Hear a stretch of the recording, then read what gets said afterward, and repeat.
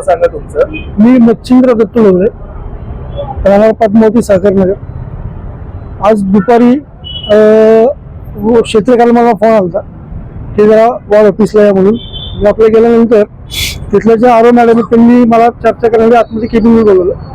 आतमध्ये त्यांनी मला एक सांगितलं की तुमचा जो प्रतिस्पर्धी आहे उद्धव कांबळे यांनी तुमचा फॉर्म एबी फॉर्म फाडलेला आहे. मी म्हणलं ठीक आहे, मला चर्चा कळली म्हटलं ती. पण अशी चर्चा मला कळली की तो फॉर्म फाडला ना, तिने खाल्ला तो फॉर्म, अशी मला चर्चा कळली. तर ते म्हटले ठीक आहे, आता जे काय झालं माहित नाही आपल्याला. मग म्हटलं मॅडम आता याच्या पुढचं प्रोसिजर आहे तुमची. तर मॅडमचं असं उत्तर आलं की बाबा तुम्हाला आता फक्त जनरल निवडणूक आयोग लेटर पाठवेल की बाबा तुमचा असं प्रॉब्लेम झालेला आहे की तुम्ही ती झेरॉक्सची प्रत तिची सादर करावी आणि फक्त अर्ज तुम्ही द्यावा की बाबा हे झेरॉक्स मी तुम्हाला प्रत देत आहे. तर मी त्यांना म्हणजे प्रश्न केला की बाबा हे बघ मी अधिकृत देणार आहे, मी पण इथे फॉर्म भरला, त्यांनी उशिरा भरला, मी पहिला भरलेला आहे. मी भरला दुपारी 2:15 ते 2:30च्या दरम्यान, त्यांनी भरला काहीतरी दुपारी 3:30 पावणे 4 दरम्यान. आता मला नव्हतं माहिती त्यांनी इथे फॉर्म भरला, मला ते आज कळलं की त्यांनी त्यांचा इथे फॉर्म भरला पण त्यांनी आज माझा फाडला. आता मला काही कल्पना नाही, पण कसं आहे ते आमच्याच पक्षातले माझे चांगले मित्र आहेत, जे मला काय त्यांची काय असं वाईट नाही कुठलं.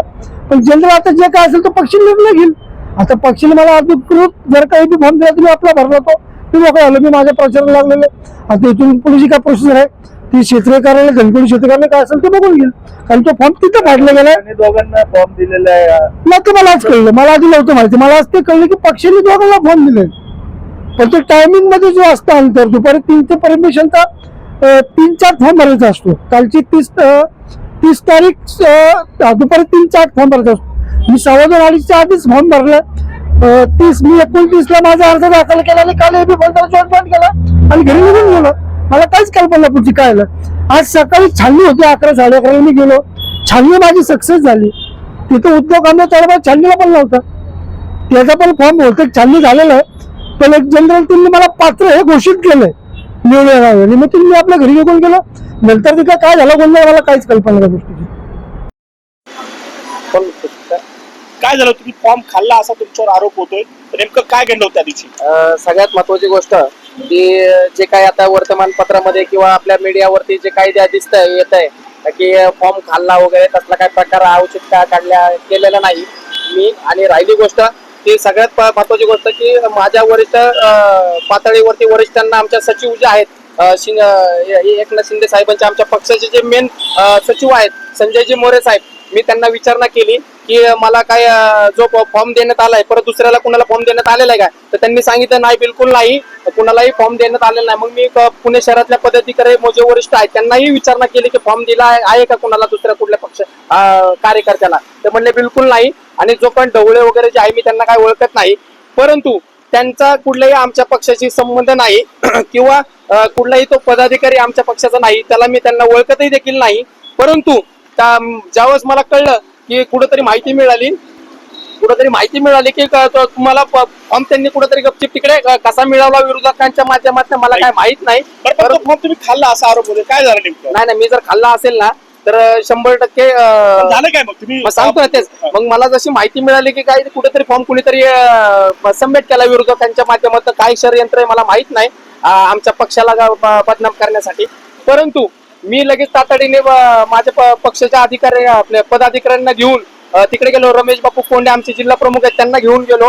तिकडे गेले असताना मी निवडणूक आयोगांना विचारलं की इकडे दुसरा एबी फॉर्म आलेला आहे का, माझ्या इतर कुणाचा एबी फॉर्म आमच्या पक्षाकडनं आलेला आहे का? तर त्यांनी म्हणले नाही आला नाही, बिलकुल नाही आलेला, तुमचाच फक्त अधिकृत उमेदवार म्हणून तुमचा फॉर्म आलेला आहे.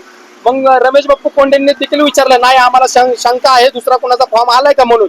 तर ज्यावेळेस विचारणा केली तरी देखील त्यांनी आम्हाला खोटं सांगितलं निवडणूक आयोगाने, नाही तुमचा एकच फॉर्म आलेला आहे म्हणून.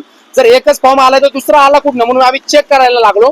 जेव्हा तो आढळून आला तो फॉर्म, आणि फॉर्म आढळल्यानंतर मला मनाला वाईट वाटलं की निवडणूक आयोग माझ्याशी शासकीय यंत्रणा चालवत आहे आणि आज निवडणूक आयोग आमच्यासारख्या अधिकृत उमेदवाराला जे राष्ट्रीय पक्ष शिवसेना अशा पक्षाच्या उमेदवाराला घोषित केलेला खोटं बोलतंय की तुमचा एकट्याचाच एबी फॉर्म आहे म्हणून. हे काय मला काय समजलं नाही. मग त्यानंतर जो फॉर्म आहे मी चेक केला, मग तो मला वाईट वाटल्यामुळे माझ्याकडनं फाटला गेलेला आहे. पण मी फाटलेला फॉर्म कुठे?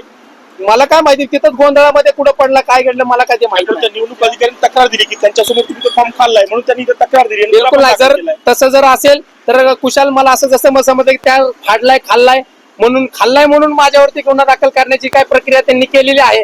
म्हणून त्याचं खंडन करण्यासाठी मी स्वतः पोलीस स्टेशनला आलोय बघण्यासाठी की माझ्यावर गुन्हा दाखल केलाय तर कोणता केलाय आणि का केलाय ह्याची विचारणा करण्यासाठी मी स्वतः आलेलो आहे.